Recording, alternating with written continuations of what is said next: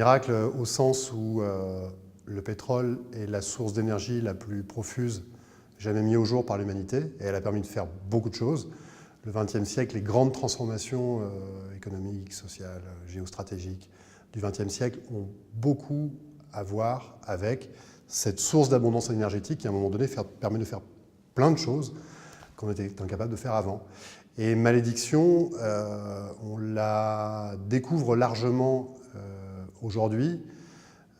Je dirais qu'elle est triple. C'est bien souvent une malédiction pour les populations sur le territoire desquelles on a trouvé du pétrole et où le pétrole a entretenu ou attiré tellement d'avidités que ces avidités ont pu se transformer en des régimes irréparablement corrompus, ou en guerre civile, ou en guerre internationale.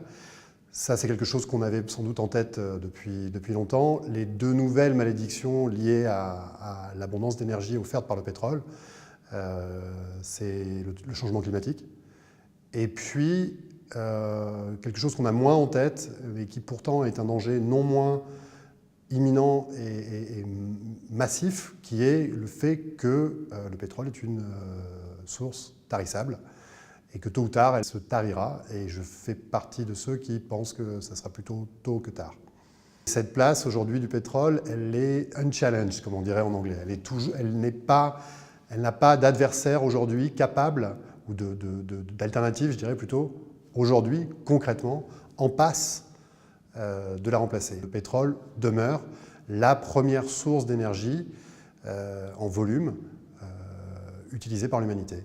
L'après-pétrole, il y a deux manières de l'aborder, c'est soit de gré, soit de force. Degré, si, pardonnez-moi le jeu de mots, si on veut éviter un réchauffement de 2 degrés de la planète.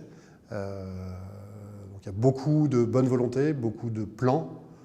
Concrètement, on est très loin d'avoir commencé ce chemin d'une sortie intelligente, cohérente des énergies fossiles en général, du pétrole en particulier.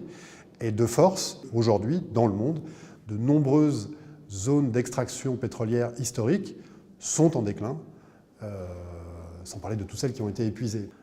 L'horizon ultime de l'industrie pétrolière, aujourd'hui, ce sont des endroits comme le pôle Nord, où on n'est précisément pas allé explorer avant parce que c'est très compliqué. Et une fois que vous aurez foré au pôle Nord, où est-ce qu'on ira?